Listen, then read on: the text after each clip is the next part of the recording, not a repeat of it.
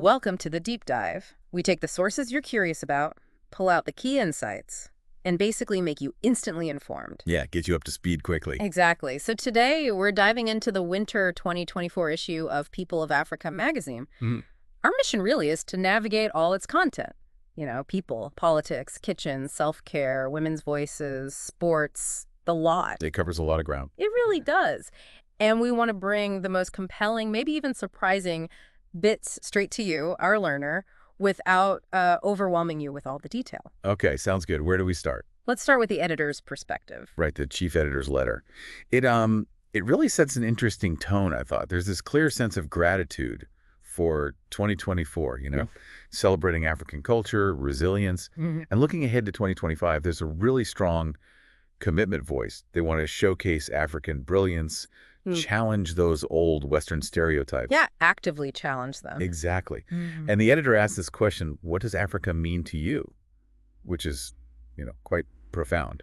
It is. And the message seems to be that being African is about pride, about unity, not just skin color. Absolutely. And that idea of unity, it feels quite pointed when you then turn to the main editorial piece. Ah, yes, the UN critique. Right. It's pretty direct. It argues quite forcefully, actually, that the UN hasn't really prevented major global crises in 2024.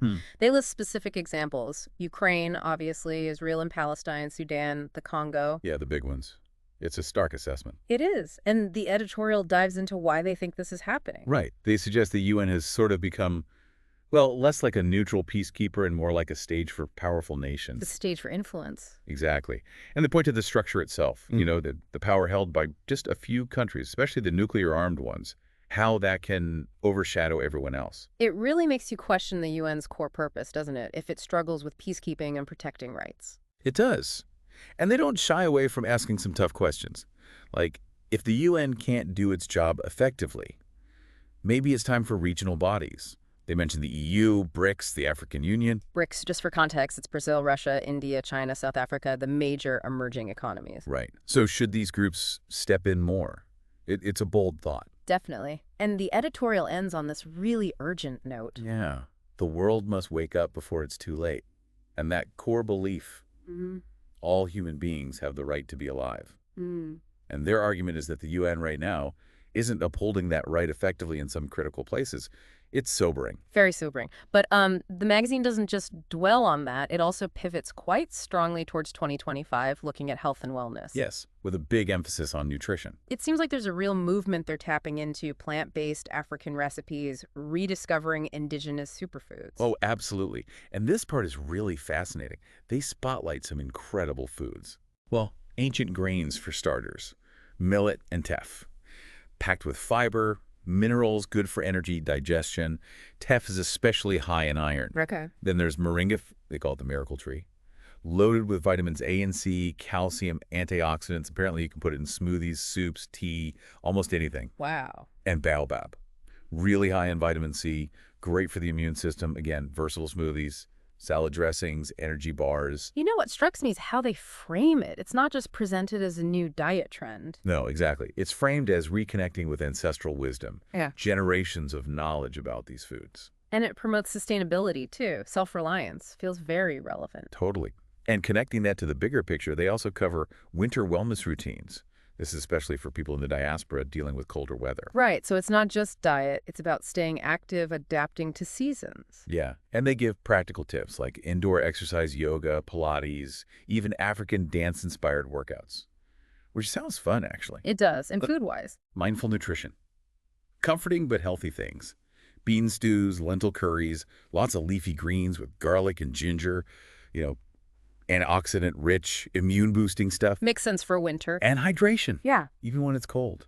They recommend herbal teas, moringa again, hibiscus, rooibos, plus spices like ginger, garlic, turmeric, staples in African cooking, great for immunity. So the takeaway is pretty holistic for 2025. Prioritize wellness, reconnect with traditional diets, stay active. Exactly. Embrace that natural goodness. And that spirit of connection, it flows right into the next section about New Year celebrations. Ah, yes, welcoming 2025 across the continent. It paints this picture of unity, tradition, joy, cultural pride. It really does. They give examples from all over. North Africa, Morocco, apparently lots of family time, pastries. Sounds lovely. Egypt, fireworks over the Nile, music. West Africa, Ghana, all about drumming and dance, togetherness. Nigeria, church services, big feasts with jollof rice and suya. You can almost smell the suya. Yeah. And then East Africa. Tanzania, more fireworks, street parties, prayers, but also things like pilau rice, nyama choma. Kenya, coastal music festivals. That's so vibrant. And Southern Africa. South Africa, the classic braai, community gatherings, storytelling. Zambia, cultural performances, traditional dances. So many different expressions, but common threads, too. Definitely. The magazine emphasizes things like family reunions, honoring ancestors, taking time for reflection. That shared African identity really comes through. It does. And looking ahead into 2025, the outlook presented is quite optimistic. Yeah, how so? Projected economic growth around 4%, they say. More cultural exchange happening between nations. Africa being seen more as an innovation hub. Growing global influence. That's encouraging. And it wraps up reinforcing that shared identity, love, resilience, lifting each other up. Okay, so from these big celebrations and optimistic outlooks, the magazine then shifts focus a bit to something more personal, but with a collective angle. Right, resolutions with impact. Moving beyond just personal goals. How can our individual aims help the continent? What areas do they suggest? 3 main areas. First, environmental stewardship, which feels urgent, right? Climate crisis, biodiversity under threat. Absolutely. What kind of actions? Practical things. Reducing single-use plastics, supporting cleanups, planting trees, using public transport, backing sustainable agriculture. They even mention specific organizations like wildlife protection in Namibia, sustainable fishing in Senegal. So it's about learning and getting involved. Exactly. Small actions adding up. The second area is mentorship and volunteering. Sharing knowledge, uplifting others. Precisely. Dedicating time to mentor young people, career advice, tutoring, life skills. They suggest looking into places like the African Leadership Academy or local NGOs. And they stress it's mutually beneficial, right? Not just giving back. Yeah, it enriches everyone involved, strengthens communities. And the third area, investing in African-made. Ah, supporting local economies. Yes, choosing local brands, artisans, industries, fashion, jewelry, art, exploring markets, online platforms. That links back to sustainability, too, and supports entrepreneurs. Totally. They even suggest promoting local businesses on social media or at events. It's about putting your money where your values are, celebrating local talent. So the overall message here is about collective potential, thinking bigger than just ourselves. Exactly. Our actions ripple outwards. Which kind of leads into the next section, looking at global politics through the diaspora lens, specifically the U.S. elections. Right. Framing U.S. elections as having this global impact, especially on the African diaspora and the continent itself. And it brings up this interesting point about younger, first-generation African voters in the diaspora feeling maybe Disillusioned? yeah, disillusioned with what they see as safe-ticket democratic choices. Choices that perhaps didn't tackle the big global issues affecting Africa, trade, climate, aid, human rights in a transformative way. So the argument is that not offering bold leadership on those fronts might have backfired, alienated these voters, and maybe young African Americans too. That's the suggestion, that it was maybe a strategic misstep. Because these diaspora voters, they really understand how U.S. policies hit home. They see the direct impact on family, on their countries of origin, climate change, global health. The consequences of inaction are real for them. Exactly. And the magazine talks about this potentially leading to a fractured base for the Democrats, risking losing young progressives, diaspora voters who want stronger stances on climate justice, economic inequality, foreign policy. They mentioned the Green Party's rise in places like Michigan as a sign of this. Yeah, a sign of that desire for more globally conscious leadership. It also touches on gender and leadership. Right. Contrasting the historical reluctance in the U.S. towards a female president with the progress of African women leaders like Ellen Johnson Sirleaf or Asali Work Zewde. Highlighting maybe some frustration among young African diaspora women. Potentially, yes. And it all circles back to the direct impact of U.S. foreign policy aid, trade, military stuff, climate, immigration on African nations and families. So for these voters, it's deeply personal. They're voting with their families, their home countries in mind. That's the core motivation presented. The piece concludes by suggesting the Democratic Party needs to really grasp this global responsibility to win back these voters. And it's also a reminder for African leaders to engage their citizens abroad. Okay. Quite a complex political picture. Now, shifting gears completely. Fashion. Yes, the rich tapestry of African fashion and lifestyle, how Africa's diversity cultures, textiles, traditions is inspiring global trends. Sounds vibrant. Where do they take us? All over the continent. Northern Africa, first a fusion of cultures, luxurious silks, cottons, intricate embroidery. The kaftan is key, of course, traditional and modern versions. And for winter, heavier fabrics, turbans, shawls. Elegant. And East Africa. Kanga and Kinenge fabrics, bright colors, bold prints, often with proverbs woven in storytelling through cloth. Wow. How do they adapt that for winter? Creative ways. Keten jackets may be paired with knitwear, Kanga ponchos, and accessories using local beads materials. Very cool. West Africa? I'm guessing Ankara and Kente? You guessed it. Bold colors again, intricate designs. Kente especially has deep cultural meaning. The prediction is they'll dominate winter fashion. Think anchor coats, Kente wraps, layering traditional textiles with modern shapes. Sounds stunning. And finally, Southern Africa. Highlighted as a hub of innovation, merging traditional with modern. They mention designers like Gert Johan Coetzee, Thulasindi, Oh, okay. Specific names. yeah, and Shwishwe fabric used in tailored winter jackets, skirts. Plus, a growing focus there on sustainability using local materials. So the overall message is celebrating Africa's huge contribution to global fashion. Absolutely, celebrating the artistry, the stories, championing African designers, wearing history, culture, pride. Lovely. Okay, so maybe you're inspired by the fashion, or maybe you just want to escape winter. The magazine has ideas for that too. Winter Escapes, discovering Africa's hidden gems, showing Africa as this incredibly diverse destination, way beyond the usual stereotypes. Where do they suggest? Give us a few highlights. 10 locations, Morocco's Atlas Mountains snowy peaks, even skiing in Ukaimedan, Berber villages. Skiing in Africa. Okay? Wanda Volcanoes National Park for the mountain gorillas, lush forests, culture, food. Cape Verde, fishing villages, beaches, mild weather, markets in Mindelo. Sound idyllic. Madagascar, unique ecosystems. Avenue of the Baobabs, lemurs, beaches, rainforests. Namibia, the deserts meet the coast. Sossusvlei Dunes, Skeleton Coast. Himba culture. Etosha for safari. So much variety. Totally. Tanzania, Serengeti's Great Migration. Zanzibar's beaches and Stone Town history. Sudan ancient history. The pyramids of Meroe. Nile cruises, winter festivals. History buffs will love that. Congo for real adventure.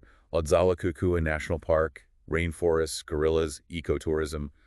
Ghana history, culture, colorful winter festivals, Cape Coast Castle, Ashanti Kingdom, markets. Ghana sounds lively. And Togo and Senegal, together coastal beauty, markets in Lome, Gorée Islands history, music festivals, Senegalese hospitality. Wow, it really covers the continent. It does. And they suggest looking out for local festivals and events to really immerse yourself. It's an invitation to explore Africa's diversity for an unforgettable holiday. Okay, that's the travel section covered.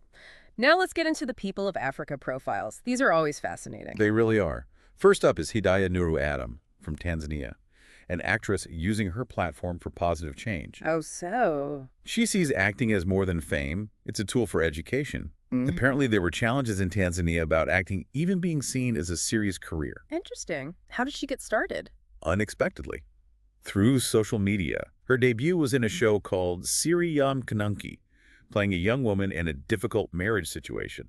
It made quite an impact. And she's done other roles tackling social issues. Yes. Roles in Daddy's Wedding, Nuru, Konaksheni, often exploring complex family dynamics, infidelity, women's challenges. But she's more than just an actress, right? Oh, absolutely. She's listed as Hidayah Maida, the actress, but also a wife, mother, entrepreneur, former catwalk model. She did over 30 shows.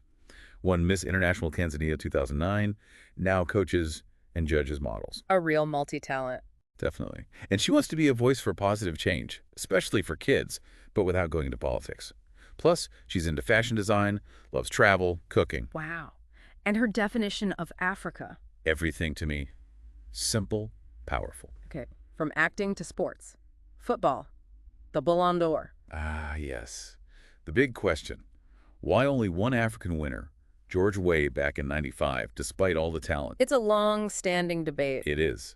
The piece notes the award's history only opened to Europeans initially, fully global, only since 2007. Sadio Mane came close in 2022, second place. But the core argument is about systemic undervaluing. Yeah. Despite legends like Drogba, Eto'o, Yaya Toure, Salah dominating in Europe, the top award remains elusive. And George Weah's own experience after winning. Was difficult. He spoke about facing racism, the black wins the gold, feeling it created bias rather than opening doors. The piece questions the voting process, too. Right. 100 journalists from FIFA's top 100 countries vote. But who makes the nominee list? Do the voters really grasp the pressures on African players? There's a quote from Kenneth Muguna, a Kenyan player. Yes, saying African players lack the PR and hype compared to Europeans and South Americans, suggesting Africa needs to amplify its own achievements more. So should the focus shift to elevating AFCON, the African Player of the Year award? That's the question posed. Should Africa wait for external validation or elevate its own stage? Especially when players like Salah, Mane, Hakimi keep excelling. It concludes that it's time to champion African talent now. Exactly, don't wait. Okay, sticking with sports, but moving to athletics. World Athletics Awards. Similar theme. Very similar. Disappointment over African athletes being consistently sidelined. The 2024 awards are the case study. And the focus is on Beatrice Chebet. Yes. Her 2024 season was just phenomenal. 2 individual Olympic golds, world record in the 10K, Diamond League title, 2 of the fastest 5T times ever, world cross-country champ. I mean, incredible. Setting a new standard, really. Absolutely. Yet, she wasn't even a finalist for Athlete of the Year. How is that possible? That's the question the article asks.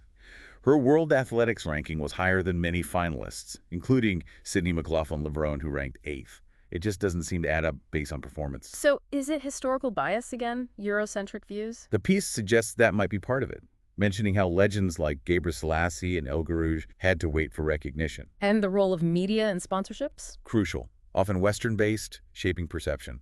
African athletes might have a lower media profile, even with amazing results. But these awards matter, right? For validation, inspiration. Hugely important. Overlooking athletes perpetuates stereotypes. So the call is for fans and organizations in Africa to keep supporting their stars, and for bodies like World Athletics to look hard at their processes, make them transparent, inclusive. And the final word on Chebet. That in the eyes of millions, she is the Athlete of the Year, and hoping for better recognition ahead. A powerful statement. Okay, let's shift to celebrating some incredible women. Daughters of Africa. Yes, focusing on Lupita Nyong'o, Charlize Theron, and Said.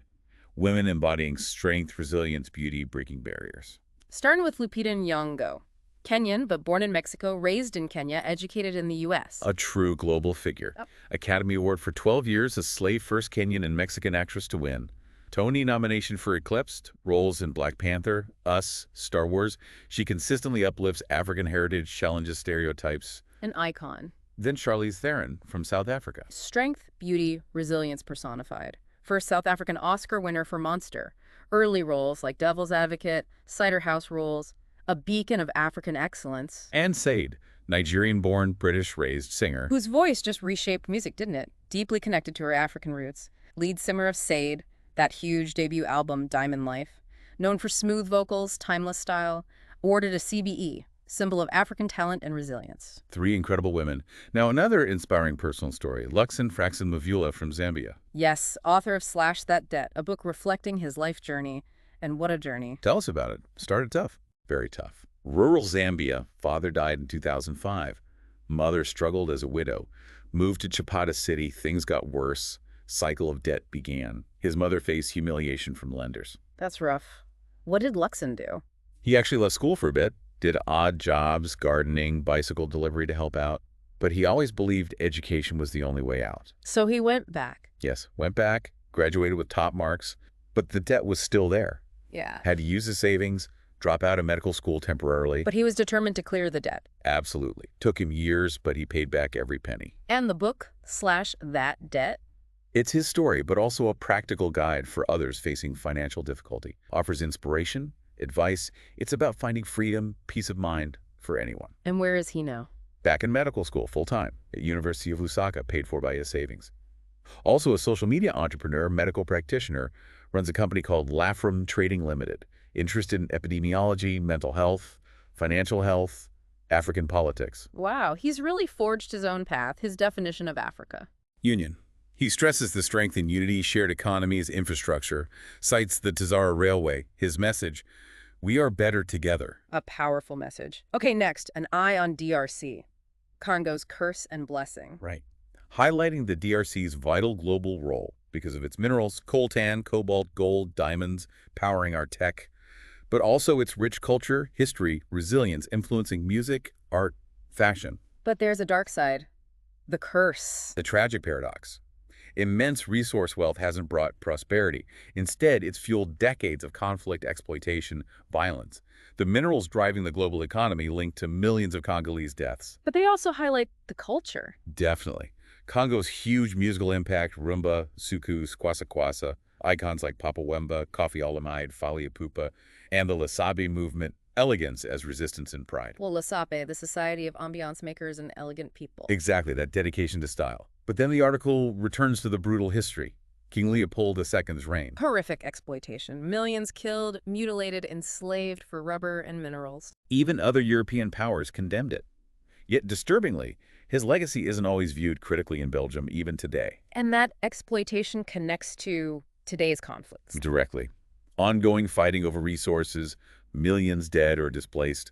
It's a global problem because we all use these minerals. So, one of the richest countries in resources, yet one of the poorest. Exploitation continues. By corporations, foreign governments. But the piece stresses Congo's resilience too, its contributions to the world, often with little return. And the conclusion? The world owes Congo more. Our futures are linked. We need to stand with the Congolese people for peace, justice, dignity. Recognize Congo's value beyond just its resources. A very important perspective. Next profile. David Joachim Wanzalama from Tanzania. The Renaissance Man. A unique artist combines music and hyper-realism pencil drawing. And he's a microbiologist. Scientist and artist, that's unusual. Right. He says science gives him pride, art gives him joy. Both complete him. Science is his main income now, but he dreams of his art sustaining him. Admits art appreciation is still a challenge in Tanzania. What's his science work? Laboratory scientist at the National Institute for Medical Research in Mwanza. Involved in cryopreservation, testing for Ebola, HPV vaccine trials. Important stuff. And his art. When did that start? Relatively recently, 2021, discovered his talent for drawing. He was interested in music earlier, but felt maybe the stories were already told. Apparently his nickname at school was Davy the Artist, though. Huh. Meant to be. What does he draw? Hyper-realism portraits, often of musicians. He actually listens to their music while drawing, fusing his loves. He calls it his voice, finds it deeply fulfilling. Music fuels the art. Exactly. Provides energy, inspiration. He acknowledges the sacrifices balancing fatherhood, science, art means less time with his kids, but he's committed to finding balance. What are his artistic goals? Share his work globally, collaborate with Tanzanian musicians. Recognition is coming slowly, even though he's drawn many of them. And his definition of Africa. Original. Yeah. Simple. Profound. Africa is the origin of humanity. Love that. Okay, back to sports, specifically sprinting. The future of sprint is in African hands. A bold claim, contrasting Africa's dominance in distance running with its past underrepresentation in sprints. But things are changing. Winds of change are blowing, they say. An unstoppable rise of African sprinters, predicting an African future for sprinting. They trace the distance legacy first. Yeah, back to the 60s. Abebi Bikila, Kenya, Ethiopia's dominance due to altitude, endurance. While sprinting was long ruled by Jamaica, the U.S. Bolt, Carl Lewis, Fraser Price. But now a new era. Yes, with sprinters like Letsail Tobogo from Botswana, Ferdinando Manyala from Kenya, Akani Simbine from South Africa challenging the old guard. What are their achievements? Tobogo's U20 world record in the 100-meter 9.91, Omanyala's African record 9.77. Simbine's consistent sub-10s performances, they're torchbearers, inspiring young sprinters across Africa. So there's a sprinting renaissance happening. In Nigeria, South Africa, Botswana, Kenya, growing programs, facilities, coaching, investment in short distances. And exposure matters too. Global competitions. Crucial. Diamond League, world champs provide platforms, build confidence. They draw that interesting parallel. Again, athletic talent like mineral wealth. Yeah. The world relies on both Africa's resources and its athletic prowess.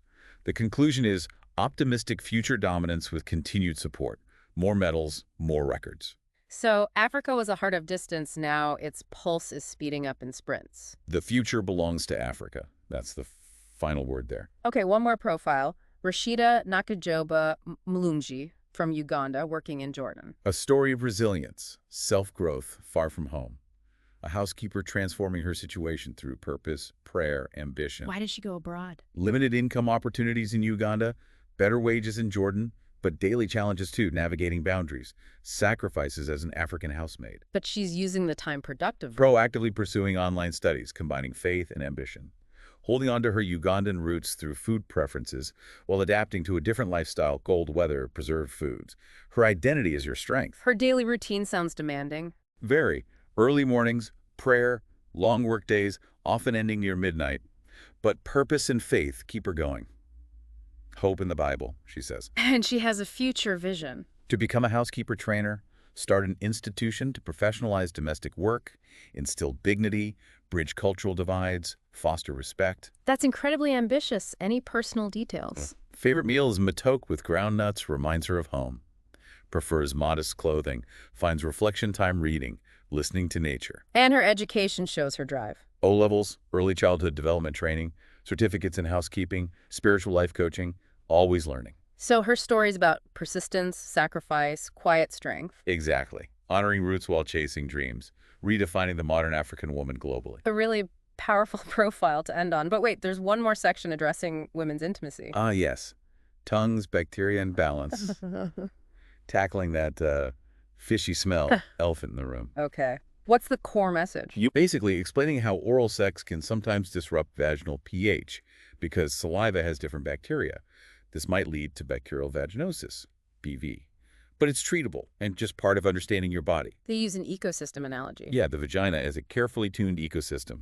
New bacteria saliva, fingers can shift the balance, maybe cause different scents or BV, reassuring that BV isn't dangerous but needs checking if symptoms persist. And they offer practical tips. Lots. Top tips for your happy place.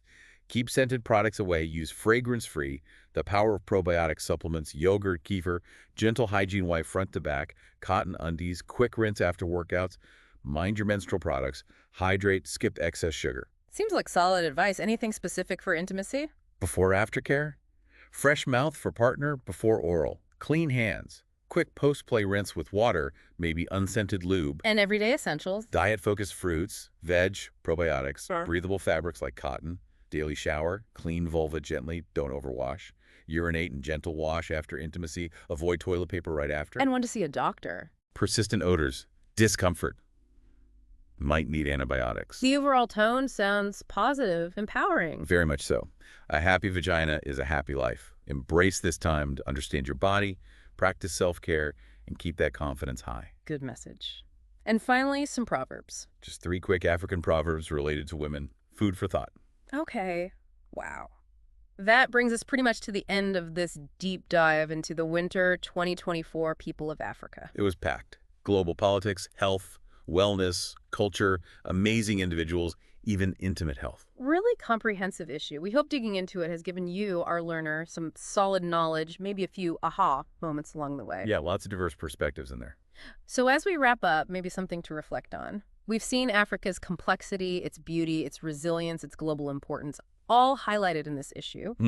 Considering all the challenges and triumphs we touched on, what single unifying element do you think will be most crucial in shaping Africa's future in the coming years? That's a great question to leave people with. Something to ponder. Thank you for joining us on this deep dive.